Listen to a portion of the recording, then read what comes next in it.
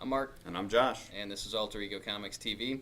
The week after Free Comic Book Day edition, we've recovered from the onslaught of Free Comic Book Day and want to thank everybody for coming out and taking free comics from us and buying stuff and just making it a great day. The weather cooperated for the most part. We had a lot of special guests here, the costume characters, Jacob Newell, William Slays doing pictures of our guests. And we've got a lot of our pictures up on the Facebook page. If you go to facebook.com/alteregomaniacs, you can check those out. And they came out really well. It was just a great day, so thanks everybody again for coming by. We do still have some extras of the Free Comic Book Day books. If you weren't able to come by now while supplies last. We'll be happy to share some of those Free Comic Book Day books with you. We'll kick things off. Lots of great stuff this week, as always. Some of the bigger items we'll get to later on in the video cast, but kick things off with FF number 3, which is apparently twice a month now, since we just talked about FF2 a couple of weeks ago. I'm still really enjoying this series. Didn't read a lot of Hickman's FF leading into it, but in this issue we see why exactly Valeria has recruited Dr. Doom and what's going on with all of the Reed Richards that exists in the different parallel universes and dimensions, the Council of Reeds. And this isn't a huge spoiler, but we find out that some of them are now in our universe, and they're trying to save their universes and what they're trying to do to our universe to make that happen. Hopefully that wasn't too confusing for you. But I liked it. Another solid issue. FF is really has rebounded from Fantastic Four sales numbers. A lot of you are checking it out and buying it and hopefully enjoying it. So keep doing that. Right. XMen, Curse of the Mutants 11. We get another story about Jubilee being a vampire. Awesome. But actually it's pretty good. And it takes the form of Xavier taking Jubilee aside and telling her a story. So the vast majority of the issue is a story about Xavier back when he could still walk. He's on a safari in Africa, and he runs across some vampires. And specifically, he runs across the vampire from... Lestat. Yes, Vampire Lestat. Tom Cruise is there. No. He runs across the vampire from Tomb of Dracula, Throne of Blood one-shot that came out last week. So these two books really complement each other. And if you enjoy seeing a little more about Xavier when he was still young and reckless, this is a great check. And handsome. Yes, and dreamy. And he still didn't have hair. He's still bald. He doesn't. He has hair in the movie in the First Class anyway. Long flowing locks. Continue with the Future Foundation theme here with Amazing Spider-Man 660. The second part of the FF versus the Sinister Six with zombie pirates and a bunch of cool stuff and robots and the FF kids come to save the day. Really enjoying Spidey as a member of the FF. I think that was a great move by the editors and writers at Marvel. Now, if they would just kick him out of the Avengers, I think that Spidey cannot be on every team book. He works really well in the FF, and he's doing great in his own book. So please, Marvel, take Spider-Man out of the Avengers. Just my 2 cents there. But we've got basically 2 stories. We got 4 stories actually in this issue. You've got the wrap up from last issue with the zombie pirates and the Sinister Six. You've got the kind of the epilogue with Peter and Carly and their relationship. You've got another part of the Infested storyline, which sees the return of the Jackal. Wasn't that a movie? I think so. No, that was Day of the Jackal. And then the 4th part is the wrap-up to the Spider-Man Ghost Rider storyline that's been going on for the past couple of issues. So a whole lot of bang for your buck in Spider-Man this week. And again, it is just a really awesome book. Indeed. All right. Well, we have, not exactly new, we have the second printing of Nonplayer 1. We had this in about a month ago. We pimped it then. It was awesome, and it sold out so fast. It actually sold out before the podcast was uploaded on the day that this came out. But in case you don't recall, Nonplayer is sort of a Matrix meets WoW storyline where you have a girl living a digital life as well as a regular life in the real world, and it's just got awesome artwork with the partiness, and it's good.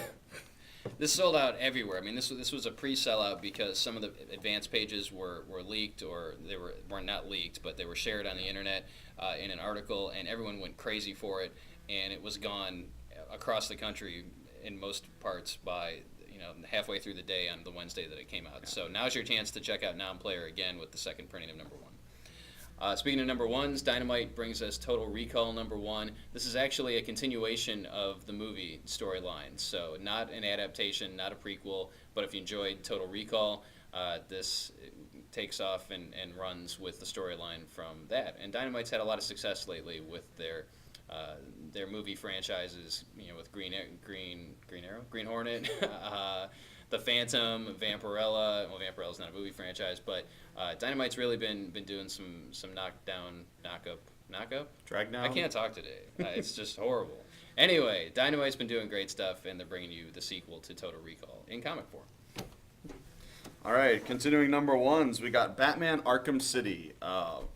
Maybe the best Batman game ever made was Batman Arkham Asylum. And coming out later this year, we get Batman Arkham City. And this book bridges the gap between the two. I know video game tie-in books tend to be kind of lame, but this one is written by Paul Dini, who was significantly involved with Batman the Animated Series and has written some of my favorite Batman comics the last couple years. And Arkham City is actually very good. They're setting up sort of a No Man's Land style situation where the mayor of Gotham has cordoned off part of Gotham as an Arkham City, where unto itself, where like Escape from New York, the criminals just sort of run rampant and look out for themselves. And it's a great read if you're a Bat fan. Second printings from Image continue with Undying Love number one. Again, this one sold out the day or the week that it was released. And number two also came out this week, so you've got number one and number two.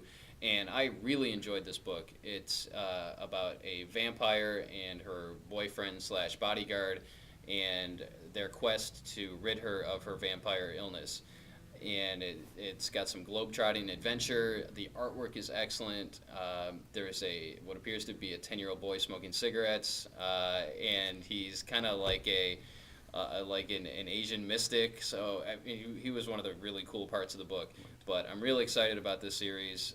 Undying Love 1 and 2 both in stores, and you should absolutely check it out. Two number ones, we got Moriarty number one from Image. Of course, we all know Dr. Moriarty was Sherlock Holmes' famous nemesis, and this story kicks off 20 years after the last Holmes story, where Holmes and Moriarty disappear at the end in the waterfall. And in this version, at least, Holmes has apparently died, and Moriarty lives on, and it's actually really good. It's not your typical continuation of a literary tradition. You've got some changes to the character, but you've also got a lot of respect and lots and lots of words. They say many words in the book. But it's got a great feel for that Victorian era England. You're also seeing some characters from other literary works pop up. Fagin from Oliver Twist is in here. And so basically Moriarty has been kind of summoned out of a semi-retirement to take on a case involving Sherlock Holmes' brother who's disappeared. If you remember him from the books, he was kind of socially inept, amazing computer brain guy that hung out at the Diogenes Club, whatever. Diogenes Club. And anyway, sorry. Moriarty is excellent. If you like classic Victorian literature, if you like Sherlock Holmes, if you like mysteries, it's a good read. All right, we're into my pick of the week, which is Flashpoint number one from DC Comics. Lots of anticipation for this series. Marvel has Fear Itself going on over at their House of Ideas, and DC is running Flashpoint as their big summer event. And there wasn't a whole lot that we knew about Flashpoint prior to it coming out. In fact, people were asking us, what's it about? We'd say, we don't know. But there are a bunch of miniseries that tie into it. So there was a lot of, I guess, anticipation, but also cautiousness when it came to Flashpoint. And any doubt that you may have had about whether this is going to be a good series should be dismissed after you read the first issue. I truly enjoyed it immensely. Just the gist of it is that Barry Allen wakes up and he's in a world that he doesn't recognize. Anybody that's reading the current Flash series, a lot of the underlying tone with that has been Barry's quest to solve the unsolved murder of his mother, and so he wakes up and his mother is actually there. So that's the first clue that something's not right. But that's obviously something that's weighed heavily on him, and she's there. And basically he's off and not so much running, No. not so much with the running with the Flash, to try and figure out what's going on. We've got Aquaman and Wonder Woman in these dictatorial roles, You've got Cyborg as kind of the Superman leader of the resistance, or the group that needs to take down these despots. The artwork by Andy Kubert is outstanding. Batman plays a key role in this. I don't want to give a whole lot away, but if you're a Batman fan, you need to read Flashpoint #1. If you're a Flash fan, you need to read Flashpoint. And I would say anybody in the DC that reads DC, this is going to be, I think, on par with The Blackest Night as far as popularity and ramifications. So DC fans, don't miss out on Flashpoint. And the miniseries, they set up, I think, the foundation for some of the miniseries in here, and they now sound really interesting. Suddenly I want it them. was because we didn't have any information. I mean, everyone was wondering, but a lot of your questions will be answered once you pick up Flashpoint #1, my pick of the week, and it is awesome. And more questions will be raised, as it should be. All right, the final #1 and my pick of the week, we have Netherworld #1 from Top Cow Image.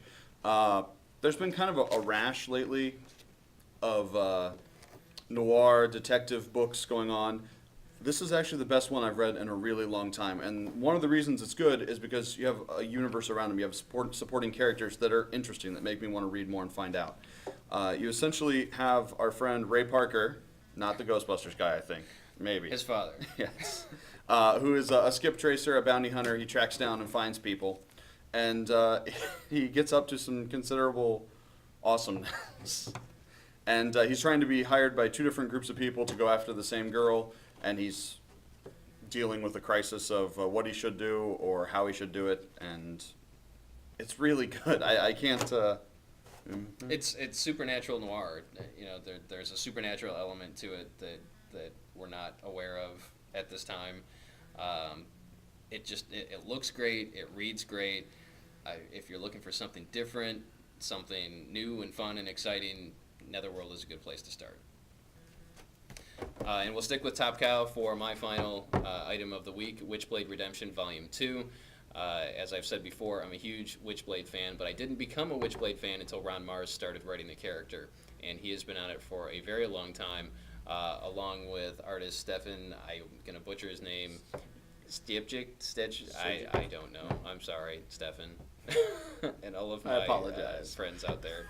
But the first volume of Witchblade Redemption is only $4.99. This is volume 2, and it's just a great opportunity to get on board with a character that's been around for quite a while, but is being handled in a somewhat different way than it was originally handled, and not so much with the naked Sarah Pazzini, but solid stories, a lot of detective stuff, obviously a lot of supernatural elements.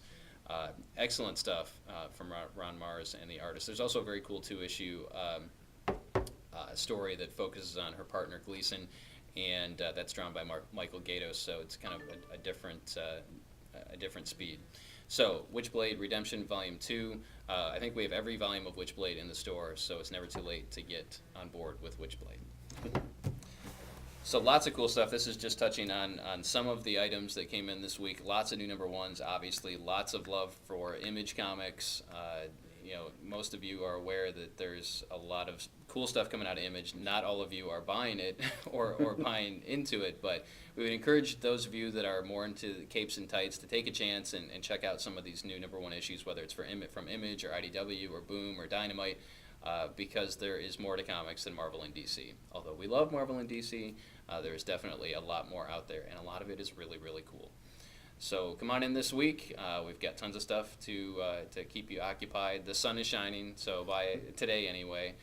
Buy a comic, read it outside, give it to a friend, and get them hooked on comics. That's it. We will see you next week.